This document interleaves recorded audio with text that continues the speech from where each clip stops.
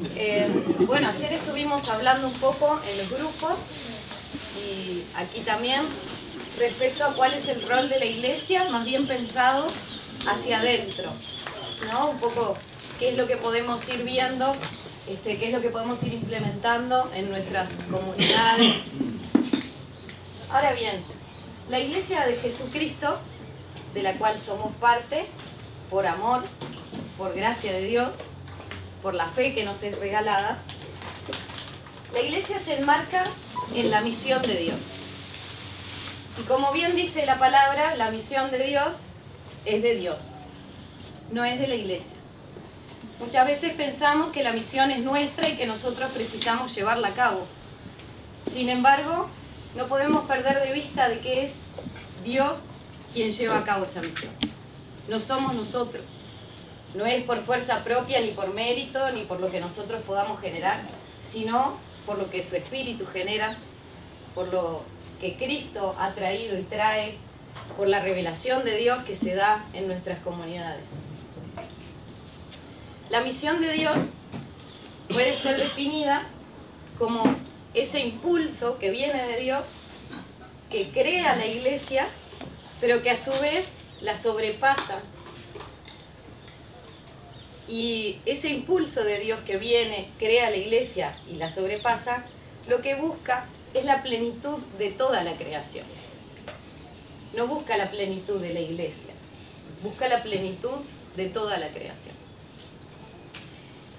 Pensar entonces la iglesia como una dimensión hacia adentro y otra dimensión hacia afuera puede ser muy práctico en términos pedagógicos para ir elaborando los conceptos, pero puede ser también un poco contradictorio en un sentido dicotómico, como separar tanto así las cosas a veces causa más dificultades de comprensión que ayudar. Ayer estuvieron, tuvieron un taller de incidencia pública, ¿no? Entre otros testimonios, entre otras experiencias. La idea del día de hoy es que podamos pensar de qué manera la iglesia puede involucrarse y cómo, con acciones concretas, la iglesia puede ir caminando en este espíritu, en este camino que denominamos misión de Dios. Un sinónimo de la misión, entendida como ese impulso de Dios que crea su iglesia, que a su vez la sobrepasa y cuyo objetivo es llevar a la plenitud a toda la creación. Una de las cosas que podríamos quizás equiparar de alguna manera, comprendiendo la misión de Dios de esa manera, es el concepto de reino de Dios. El reino de Dios, ¿no? Un gran enigma. El reino de Dios es algo que solo va a ser en el futuro, después de la muerte orgánica, después de que nuestro corazón deje de latir, vamos a estar en el reino. ¿O acaso Cristo, cuando vino y dijo el reino de Dios está entre ustedes, no está diciendo que el reino de Dios también está entre nosotros aquí? ¿Cuáles son las señales del reino? ¿Cuáles son las pistas? Hay un teólogo brasilero que se llama Rubén Alves, y él decía: acá no podemos vivir en el reino de Dios. Estamos acá, no estamos en el reino. Sin embargo, acá mismo hay algunos aperitivos del reino. Podemos ver algunas pequeñas cuestiones concretas en donde el reino se manifiesta. Si hacemos una lectura bíblica desde la perspectiva de la esclavitud y la liberación de Dios, podemos darnos cuenta que esa liberación de Dios nunca es en eventos enormes y masivos. Si leemos, por ejemplo, podemos pensar en la liberación de todos los esclavos hebreos en el Éxodo, ¿no? Y siempre nos imaginamos, y también las películas ayudan a que nos imaginemos que fue tremenda movida, un montón de gente, no sé qué, tremendo impacto de Dios directo así en la tierra. Y sin embargo, era un grupo de gente, los hebreos eran un grupo de gente que al faraón le parecía que eran muchos. Eso no quiere decir que hayan sido tantos. Era un pequeño grupo que tenía determinada fe, determinada comprensión, determinada experiencia de Dios, de la misión de Dios y del reino de Dios, que fue liberada de una situación de esclavitud y de opresión.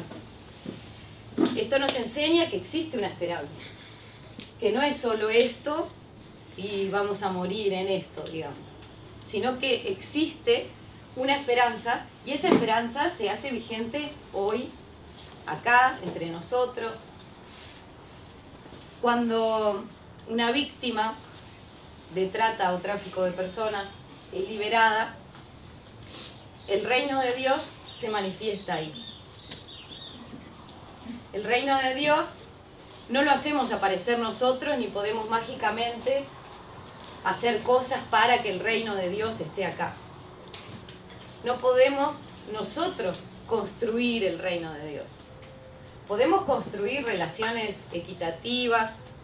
Estuvimos trabajando ayer también sobre el tema del poder, ¿no? Podemos ir construyendo distintas cosas que sean para dignidad humana, que sean para el cuidado de la creación y que estén guiadas y direccionadas por la mano de Dios, por la misión de Dios y por el reino de Dios hacia esa plenitud total que solo Dios puede llevar a cabo.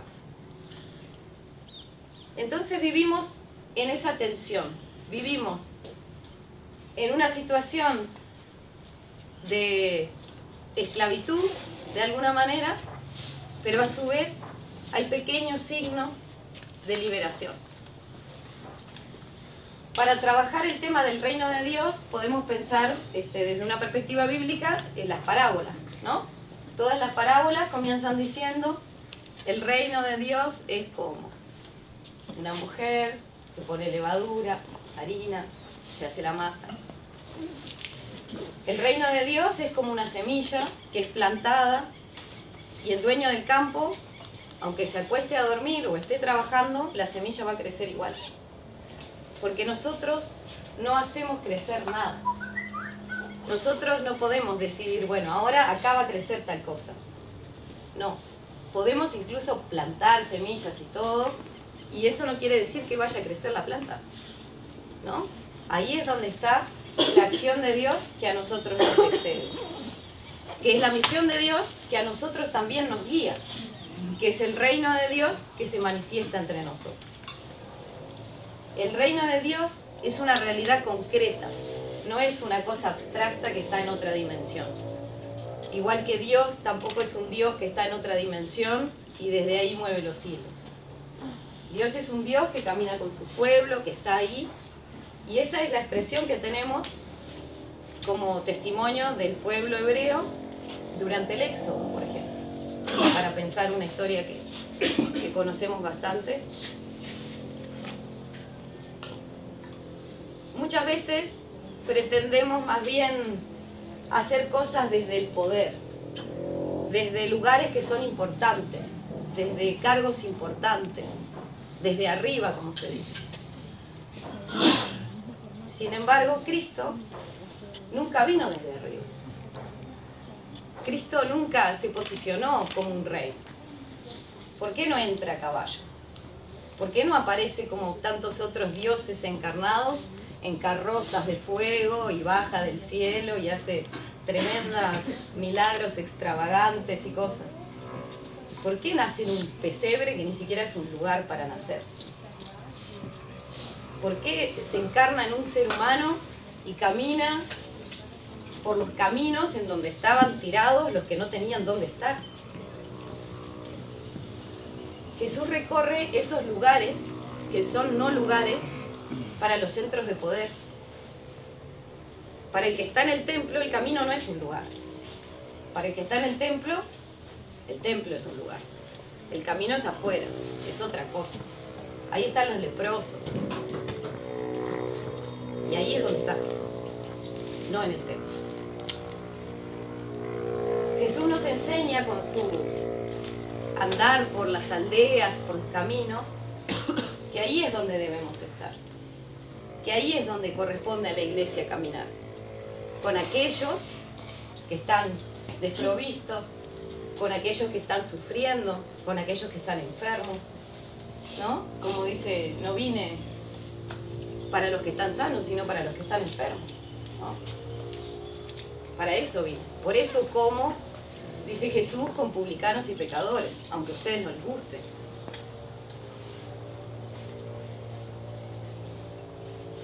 Cuando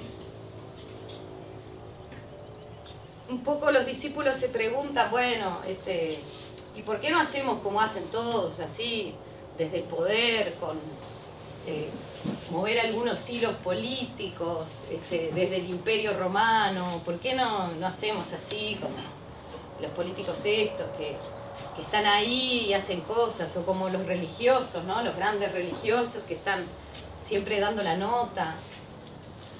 Y Jesús dice, no, hermano, que no sea así entre ustedes. El que quiera ser el primero, que sea el último. El que quiera ser amo, que sea siervo.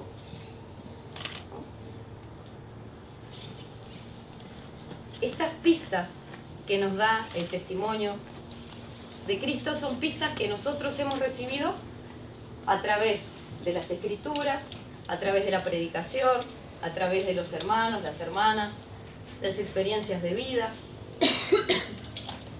Hay toda una tradición de la iglesia cristiana y el cristianismo, y bueno, muchas ramificaciones y denominaciones. Siempre, digamos, suceden cosas y bueno, los grupos se van separando, pero también somos conscientes y sabemos de que por más que uno es de tal iglesia y el otro de la otra, que somos todos cristianos y que es a eso a lo que adherimos. Más importante que la tradición y las viejas costumbres es la Escritura, la experiencia de Dios, la liberación que vemos en la vida cotidiana, esas pequeñas pistas del reino, esas pequeñas señales. Es en lo pequeño que Dios se manifiesta, no es en las grandes acciones. Las pequeñas acciones a nosotros a veces nos pueden parecer como insignificantes, pero es esa la manera en que Jesús también actúa.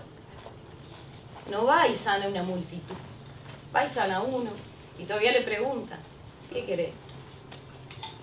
Quiero ver, dice Bartimeo. Bueno, que veas. Pequeñas cosas y siempre escuchando al otro. Nunca imponiendo nada y mucho menos desde el poder. Juan el Bautista, por ejemplo, cuando van y le preguntan, ¿vos sos el Cristo? Él dice no. Y con el dedito señala y dice, por allá pasa el Cordero de Dios, no por acá. La iglesia ha de ser como el dedo de Juan el Bautista, que señala en dónde está el reino, en dónde está la liberación. En ese gesto, en aquel lugar, en esa palabra, en esta pequeña movida, ¿no? Cuando salimos a la calle, observamos, entramos en contacto, dialogamos con alguien. En las pequeñas cosas vemos la manifestación de Dios. Cuando pensamos que Dios libera a su pueblo, a sus pueblos, a su criatura, a sus criaturas, cuando Dios libera, no libera de manera extravagante. Son siempre pequeños gestos, pequeñas pistas, pequeños brotecitos. Pensemos en la parábola, no sé, del grano de mostaza, ¿no? Una cosa pequeña que luego se hace enorme y no por nada que nosotros hagamos. es todo por gracia de Dios, es por amor de Dios, porque Él desea manifestarse así. Y Él desea que estemos nosotros como su creación en una situación de liberación y de plenitud. Dios es un Dios de la historia, es un Dios que camina con el pueblo y es un Dios que libera a la creación de todo tipo de esclavitud. En Filipenses encontramos aquel himno cristológico muy lindo para los que lo conocen, y ahí dice justamente que Cristo, que Jesús, se encarnó en un esclavo. Esto implica que Cristo no se encarna, como ya dijimos, no se encarna en un rey, ni bien en una carroza de fuego. Cristo se encarna en un bebé y en ese, digamos, se encarna en un bebé, ¿no? Y está ahí, digamos, precisa del cuidado de los demás para poder crecer, fortalecerse, ¿no? Ir creciendo y luego asumir su ministerio. Que Cristo se encarne en un esclavo, como dice Filipenses, significa que Cristo está ahí donde están los esclavos, que Cristo está ahí en esa situación de miseria, está ahí encerrado en ese dolor, ¿no? Cuando en la cruz dice, Señor, Señor, ¿por qué me has abandonado? Ahí es donde está, en el sufrimiento. Jesús no está en otro lado haciendo cosas importantes entre los reyes. Jesús está ahí, en esa cruz, crucificado por la ley, legalmente. Todos dijeron, bueno, en realidad, si el pueblo quiere, dijo Pilato, se lavó las manos, ¿no? Tanto por la ley romana como por las leyes religiosas judías, era totalmente legal que Cristo fuese crucificado.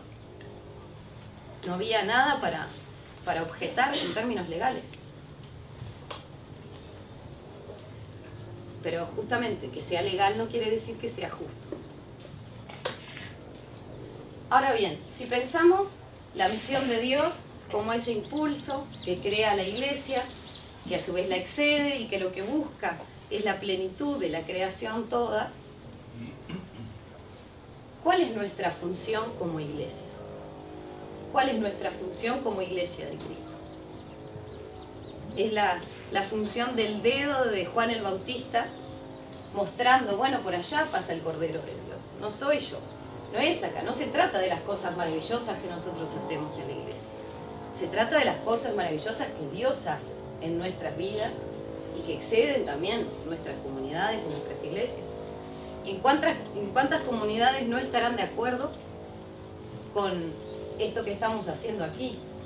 ¿Cuántos son los que no quieren ver la problemática de la trata y el tráfico de personas?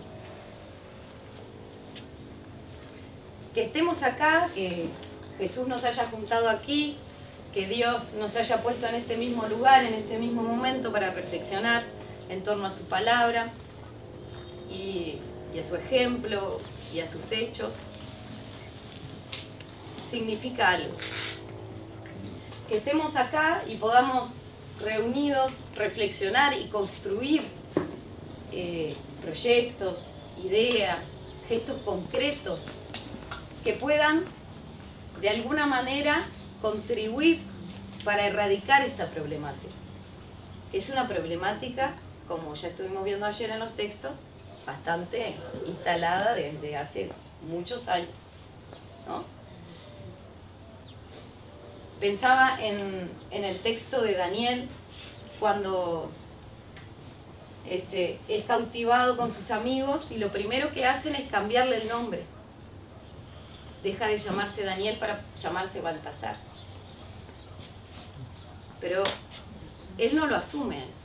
Él se sigue llamando Daniel, aunque otros le quieran cambiar el nombre, aunque otros le quieran cambiar la identidad. Otra de las cosas que tiene que ver con la opresión en el contexto de Daniel es, le cambian el nombre, le quieren dar otra comida y le hablan en otro idioma y pretenden que él aprenda otro idioma. Esta es una imposición típica y más vieja que el ser humano de las guerras más clásicas de las que hablábamos ayer, ¿no? Invasión del territorio, ¡pum!, matan un montón de gente. ¿Y qué es lo que se hace? Se planta una bandera, se impone un idioma, se impone una nueva comida, se imponen nuevas costumbres, se le cambia el nombre. ¿Qué implica este cambio de nombre? Para seguir reflexionando. Ayer estuvimos viendo en los grupos, elegimos algunos textos que hablan del tema de la trata y el tráfico de personas, ¿no? Y como decía alguien ayer en la oración, qué bueno que Dios no calle al respecto de esto. Y qué bueno que también Dios lo que busque sea la justicia y no seguir sosteniendo lo mismo. Y es en ese pequeño grupo de los hebreos que están esclavizados por los egipcios que Dios camina con su pueblo y se moviliza y les da una nube para que no se mueran de calor y les da agua y les da comida y les provee de todo lo que precisan.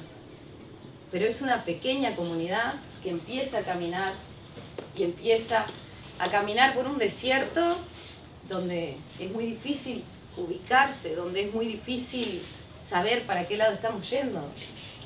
Que parece que, bueno, hay un desierto enorme y bueno, ¿y ahora qué estamos haciendo? ¿No? Y como decían los viejos, los más viejos que iban en este grupo de los hebreos, dicen, no, pero volvamos a Egipto, que ahí comíamos carne. Acá, mirá, nos vamos a morir de hambre. Volvamos allá, así total, bueno, estábamos esclavizados, pero comíamos carne. Acá no tenemos nada. ¿No? ¿Cómo se juega también el tema de de preferir la opresión, ¿no? Porque ahí había algún privilegio o alguna cosita que te endulza. Y eso no es lo que Dios quiere para el pueblo. Dios lo que quiere es liberarnos de esa esclavitud. Bueno, tranqui, no se preocupe, vamos a conseguir algo para comer. Bueno, capaz que ahora no vamos a comer carne, pero ¿preferís estar esclavizado comiendo carne o preferís ser libre?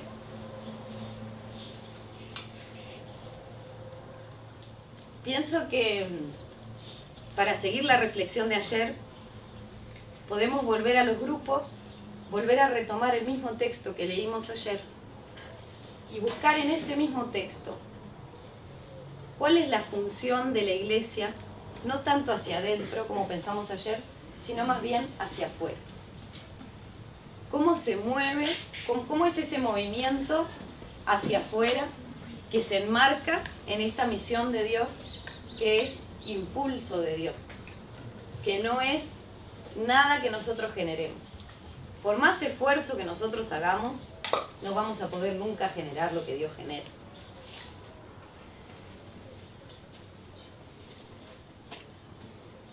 Invito a que pensemos acciones concretas, cosas concretas que podamos hacer en la iglesia, cosas concretas que podamos hacer en la vida cotidiana desde nuestras comunidades, cosas concretas que podamos hacer desde esos pequeños grupos de resistencia, desde esos pequeños grupos que siguen a un Dios que quiere liberarlos. Acciones concretas que podamos efectivamente poner en marcha. O sea, no imaginarnos, bueno, si hacemos una nueva iglesia con un montón de gente nueva que tenga un montón de dones diferentes a todos los que tenemos, podríamos hacer un plan quinquenal y hacer tremendo. No. Sino con esto, como decía Diego ayer, con los recursos que tenemos, con los que somos, con los que estamos y con las pequeñas cosas que Dios nos va proveyendo. Porque, como decía John Wesley, el referente principal, el reformador de la iglesia metodista, en su lecho de muerte, dice la leyenda, ¿no?, que lo último que dijo fue: lo mejor de todo es que Dios está con nosotros.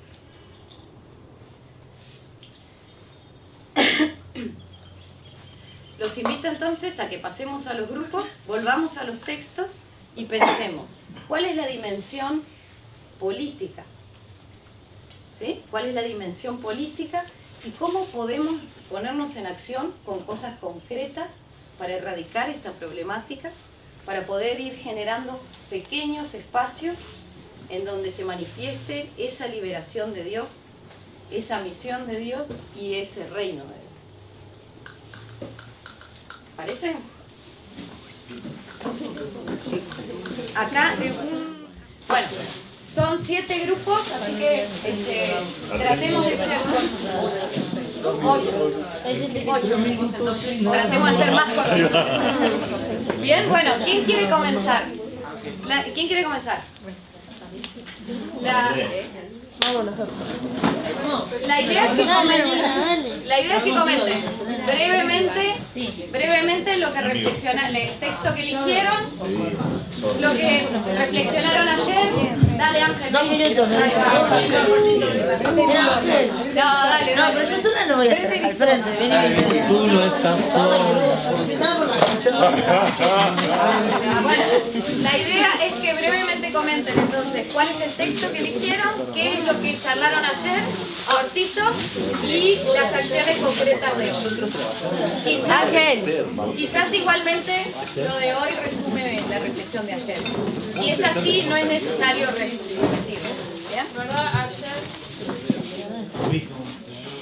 Subiste los pantalones, mija. Le pase Luis. Luis también puede pasar. No, ayer, en verdad, Pero que no te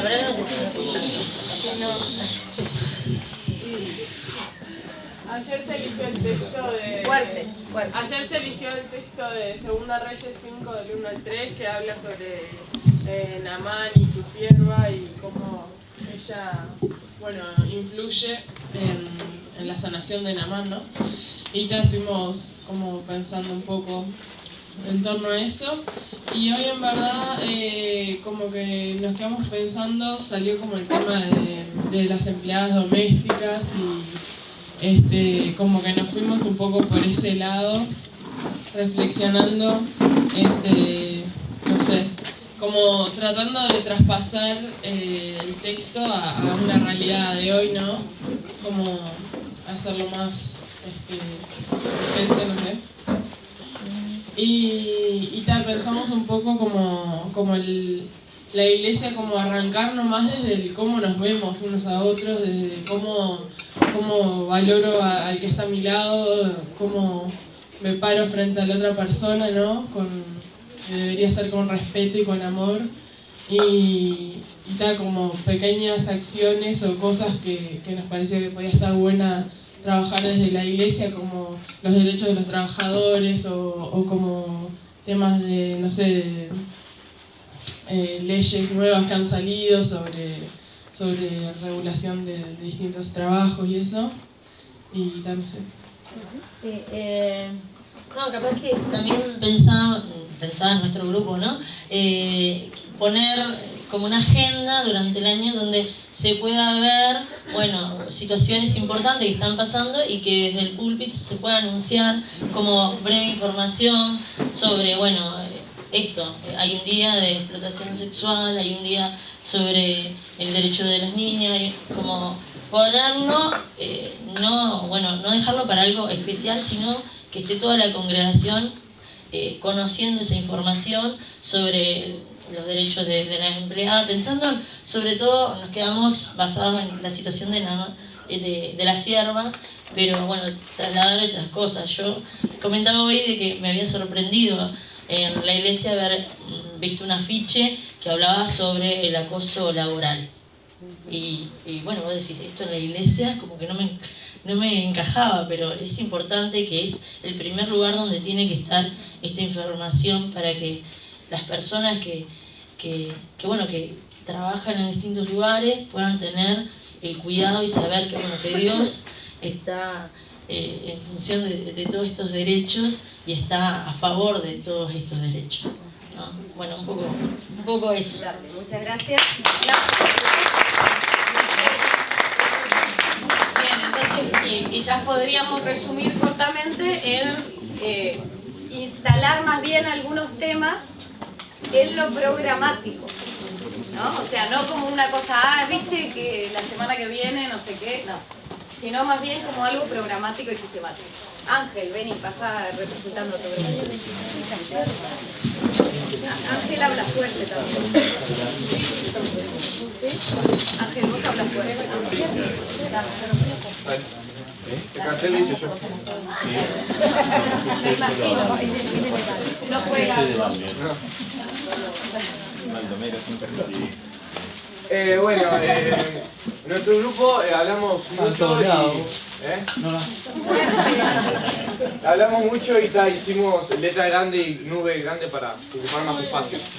Bueno, lo primero, nosotros quisimos hablar primero de la iglesia, ¿no? Como cambiar tipo... Se cayó la nube. Sí. Ahora me hice una laguna. Llovió. Bueno, quisimos primero cambiar tipo, la política, digamos, de la iglesia, de salir de lo estructural y tipo abrir las puertas a algo nuevo, a salir de las cuatro paredes y del ego de tipo solo nuestro, la palabra de Dios y la misa y todo, a salir a las calles, ¿no? Y bueno, esa era la idea, pero no llegar tipo a la iglesia y decir, bueno, existe esto, bueno, síganme los buenos, vamos los cristianos a salir a la calle a hacer esto. No, pará, por eso pusimos chiquitito, pero... porque nos dimos cuenta después, concientizar y capacitar, llegar a la iglesia y hablar sobre esto. Tipo, las 2 noches, tipo, la primera noche tenía ganas de pegarle a alguien, la segunda noche tenía ganas de abrazar a alguien. Entonces, tipo, como dar ese impacto para darse cuenta en la iglesia que de caer en la realidad que existimos, ahí sí, capacitar y para después salir. Y lo que hicimos fue nombrar las intervenciones urbanas, ¿no? Que es tipo lo mejor como para pegar un golpe en el barrio y llegar de una manera a todos, así. Y mi compañera muy buena e inteligente que va a hablar. Bueno, se me fue de tema porque en realidad teníamos que decir lo que habíamos leído. Sí, obvio, por eso como no tenía mucha idea del texto.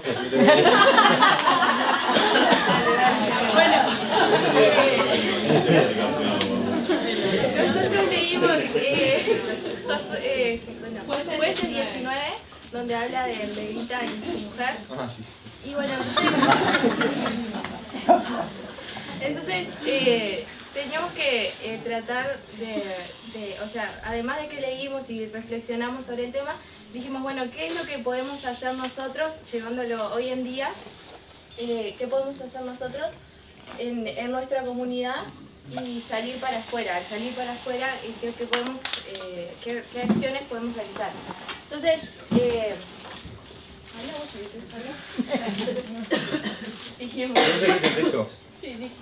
Bueno, lo que hablamos fue hacer intervenciones urbanas y después hacer seguimientos, tipo hacer intervenciones de una manera para llamar la atención, tipo trae niños, y los niños además de poder invitar a la iglesia y eso, ya cuando conocemos al niño, entramos en confianza, ya podemos entrar en la realidad del niño, cómo nos puede contar y eso, y ahí llegar a la familia, como usar como al niño para llegar a la familia, un enganche así, y... suena feo, ¿no? Pero... bastante. Pero, o sea, lo que más pensamos... Cuida de ellos. Pero es una idea bastante Úselo y difundida. tírelo. Una idea bastante difundida. Lo que priorizamos nosotros fue, o lo que a nosotros se nos ocurrió fue articular acciones en red. O sea, nosotros acá representamos varias instituciones, varias comunidades, varias iglesias. Entonces dijimos, bueno, pensar en un día específico, todos hacer algo. Y todos hacer lo mismo y hacer un movimiento de impacto. Bueno, después acciones de prevención, pero lo principal que decíamos era concientizar y capacitar a la comunidad adentro para después al salir sea un conjunto en equipo, no seamos 2 o 3. Muchas gracias.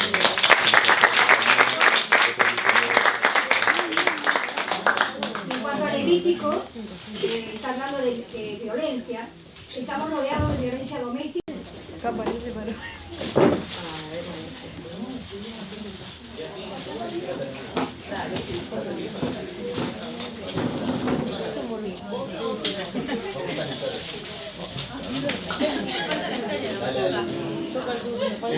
Bueno, nuestro grupo habló del libro de Esther, de la vivencia que tuvo Esther, Y creemos que la misma historia nos fue llevando a las estrategias que tenemos que seguir. Y comenzamos, como lo hizo Esther, conociendo la necesidad, que fue Mardoqueo que le comunicó lo que se estaba planeando, y allí observando, informándose y ubicando en puntos estratégicos como lo hacía Mardoqueo en la puerta del palacio, es lo que nosotros debemos hacer en este tiempo. Después nos pareció que uno de los puntos importantes es el ayuno y la oración para lograr el apoyo, el respaldo de Dios en la acción que vamos a tener más adelante. Después pusimos buscar aliados que nos apoyen en la causa, porque no siempre, como decía, recién escuchábamos también, no podemos ser 2 o 3, sino que tenemos que lograr que otros también conozcan la causa y que también estén apoyando, y en este caso serían los aliados los que están de acuerdo a la necesidad que hemos visto y que queremos erradicar. El tercer punto es encontrar la estrategia. Esther lo hizo muy bien, haciendo la invitación al banquete, al rey y a Amán, y sin enfrentarlos de una, sino que lo invitó varias veces para después poder entonces realmente enfrentar la causa. Plantear el problema, ¿sí? Es el cuarto punto, que allí fue lo que Esther hizo después de unas cuantas invitaciones. Planteó el problema, enfrentó la causa y logró entonces que la persona influyente, que en este caso era el rey, hiciera algo, atacara la causa, atacara el problema, y sobre todas las cosas saber que todos los que estábamos comprometidos en la causa, los aliados, podemos llegar a comprometernos por esa causa, y saber de que puede ser que no nos salga tan bien, ¿sí? Porque Esther se arriesgó allí al comunicar al rey, y podría ser que también su pueblo y ella misma pudieran terminar muertos. Creo que también ese es algo importante para nosotros, comprometernos con la causa, y saber de que puede fallar también la estrategia que nosotros hemos logrado planificar. Muchas gracias. Otro grupo. Próximo grupo.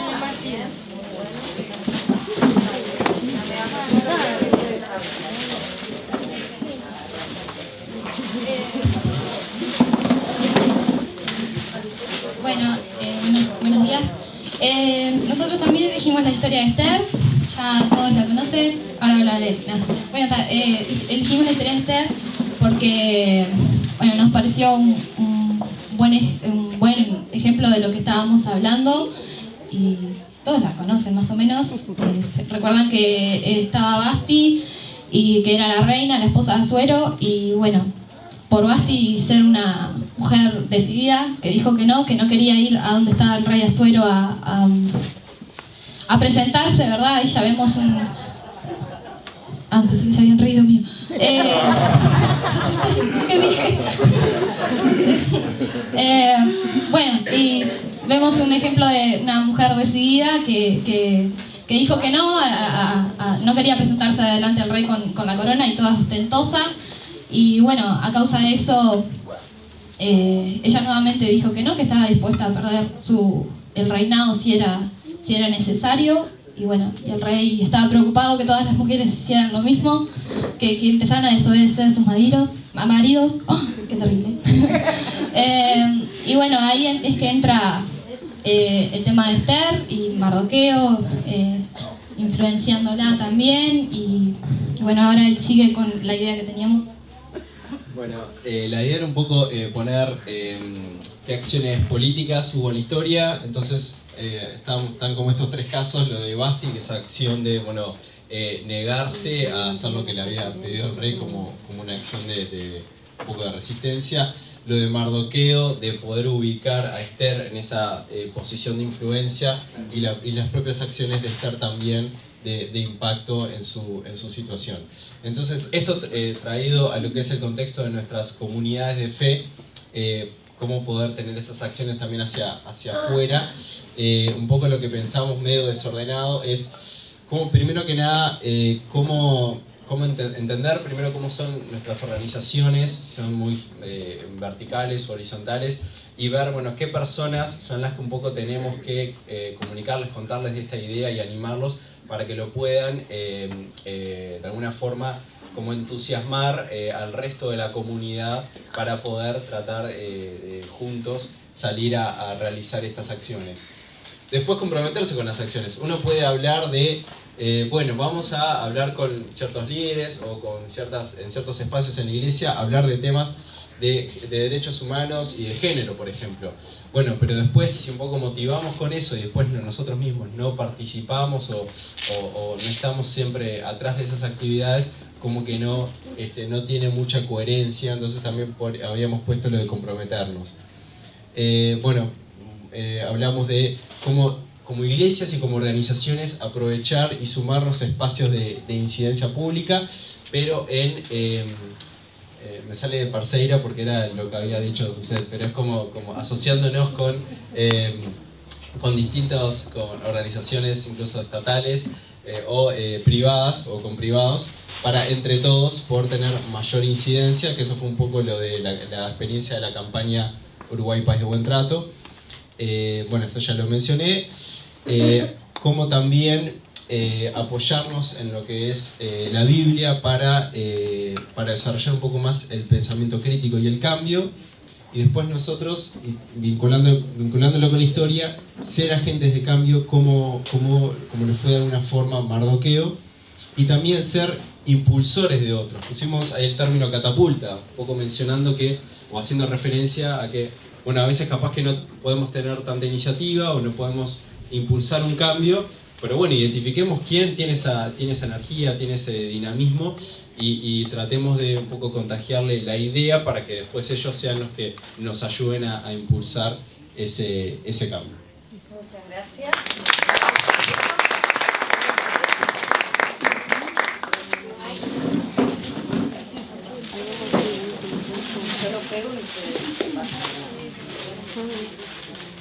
Nosotros nos dibujamos porque vimos que los otros carteles estaban muy prolijos y dijimos, vamos a dibujar el equipo. Bueno, nuestro texto o nuestro pasaje bíblico estuvo cifrado en la historia de José. Dividimos la historia, ayer la analizamos de forma muy profunda y veíamos de qué forma un hijo bastante amado por su padre y quizás con ciertos privilegios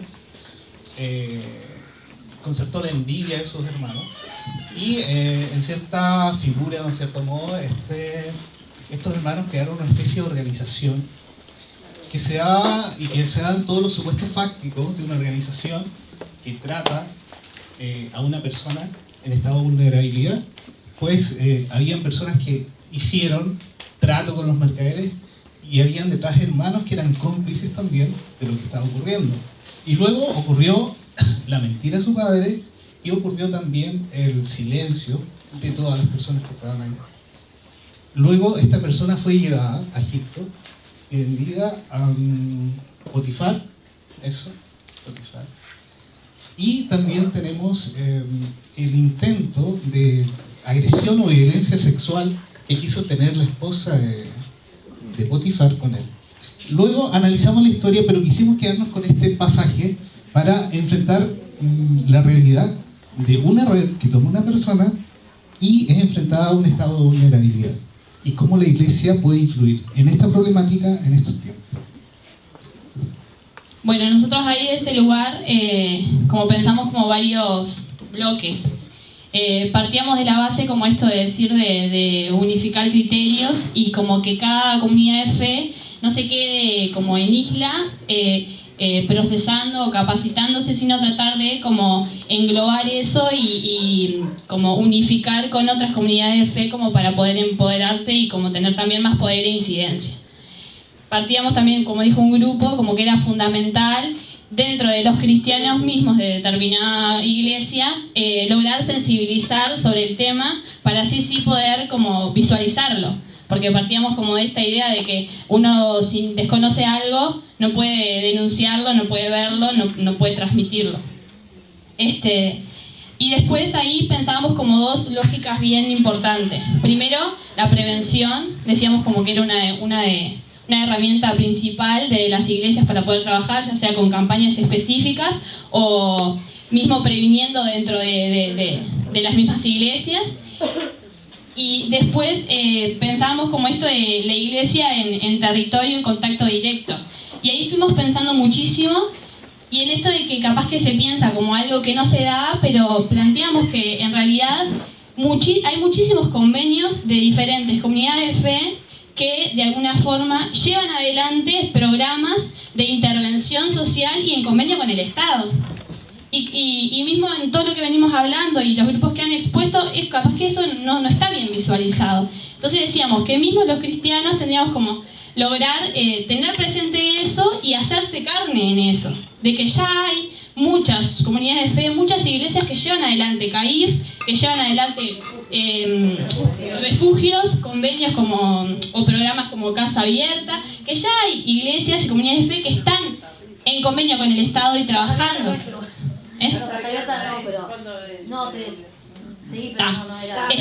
Centros juveniles, CAIF, intervenciones con personas en situación de drogadicción, no sé, como que ya hay incidencia. Entonces como que era como empezar como a empoderarse los cristianos de eso y bueno, y si se quiere participar, como lograr una participación real también desde ese lugar. Porque pensamos eso, que muchas veces como las comunidades de fe planteamos como que funcionan como proveedoras de recursos que habiliten esos programas. Entonces decíamos, bueno, pero si hay gente que tiene ganas de ser parte de eso, que lo sepa y que, bueno, como que se capacite, que sensibilice como para poder, porque ya hay, como, ya está como la base como enmarcada. A ver, ¿algo más? Bueno, y decíamos eso, que a partir de todo eso lograr incidencia pública. Que decíamos que también que era como un camino que ya estaba como empezado, como plantearon los compañeros de una cosa bien clara, como en la parte del país de Uruguay, país de buen trato, como que ya se está logrando incidencia y bueno, que en algún momento, en base a esto, se logre como incidir más en las políticas públicas. Muchas gracias.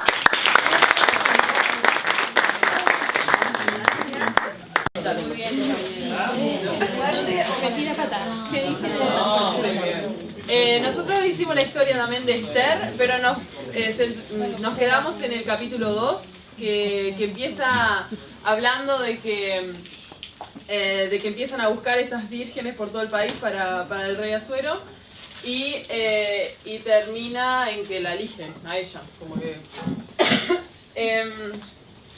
no sé, quedamos como que muy en el texto y veo que los otros grupos hicieron mucho de no sé, de grandes movilizaciones. Nos quedamos centrados en Mardoqueo, viendo un poco, preguntándonos si podría representar a la iglesia. Mardoqueo en la situación de que a Esther por esta persona autoritaria totalmente, ¿no? La elige con un propósito específico. Y nos hicimos la pregunta si lo planeó, si vio el beneficio que hay en que ella sea capturada como ¿no? de beneficio a la familia, que si realmente termina siendo reina, como eso me favorecería, o si realmente la protege, porque no hizo mucho para que se la llevaran. Entonces vimos por un lado, no evita que se lleven a Esther, y le dice claramente a Esther que no diga que es judía. Sí, como que en realidad lo que nos generó más dudas que respuestas, pero en esto que poníamos acá, si lo planeó la protege, como nos generaba ese problema de, bueno, en el texto no especifica si Mardoqueo, que era el primo de Esther, como que la entrega, o si no había otra forma, o sea, como que tenía que ir sí o sí, eso no lo entendimos bien. Entonces, preguntándonos eso hacia nosotros mismos y capaz que relacionándolo con lo de ayer, más interno de la iglesia. Si la iglesia está protegiendo, está intentando que eso no pase, o si con dejarlo pasar es como que estuviéramos entregando la situación. Y tal, o sea, lo que habíamos hablado ayer, capaz, en cuanto a la iglesia para adentro, sería un tema de hablar del poder, del machismo que muchas veces se da en las iglesias, del tema de la obediencia también, que muchas veces les enseñamos a nuestros niños, tenés que obedecer a tu papá y a tu mamá, tenés que obedecer a los grandes, cuando en realidad muchas veces el obedecer implica hacer muchas cosas que no son buenas, ¿no? Y hacia afuera no se nos ocurrió mucha cosa en realidad. Pero sí vimos claramente de que Mardoqueo la visita cada día a Esther para ver específicamente cómo está, y la visita cada día. Y tomarnos eso como ejemplo para la iglesia de si nos pasa eso puntual, de conocer a una persona que lo llevan así para... que estar al tanto por lo menos, de estar ahí pendiente, buscando, viendo... no es la gran movilización ni sensibilización, pero es un caso que a vos te pasó y andá a ver cómo está. Y eso lo hizo Mardoqueo, ¿no? Estaba sentado en la puerta del palacio y preocupándose por el bienestar de Esther, aunque está en esa situación, ¿no? No, y otra cosa que también creemos que la iglesia, si bien tiene fuerza y podría hacer muchas cosas, no todo el mundo está preparado y capacitado y le gusta poder salir a trabajar con esos temas. Entonces, creemos que es importante el trabajo de adentro para que personas de adentro puedan salir afuera y sientan el apoyo de los otros también. Y afuera nos referimos a, bueno, asociarse con, como decían, a las otras campañas que hay y poder formar el plan. Muchas gracias.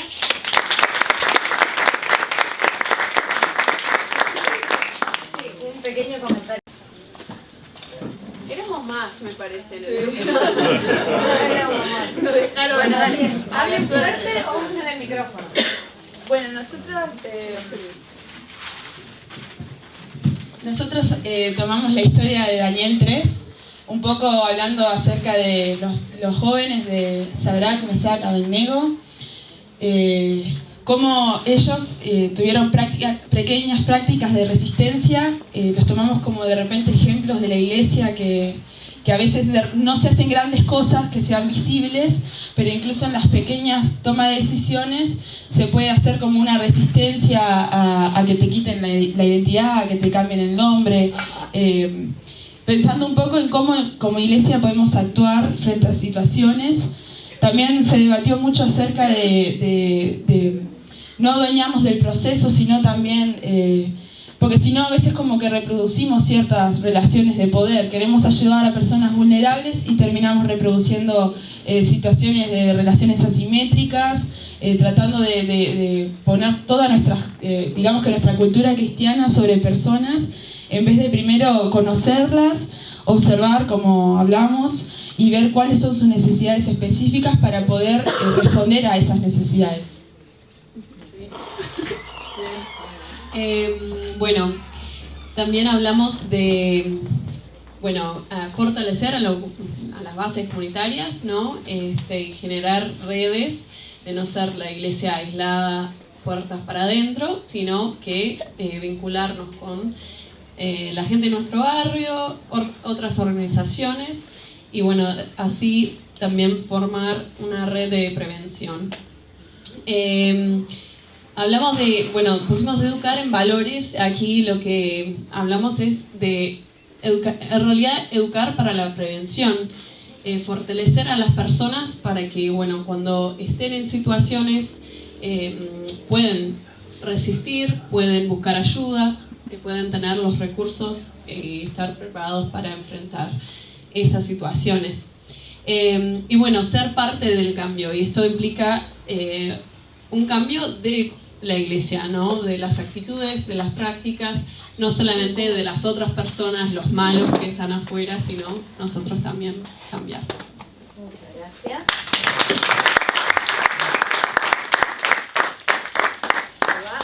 Muy bien. No, yo lo pego. No, agarrar el micrófono, Mati. No. ahora más. No, nadie en mi grupo. Bueno, no importa.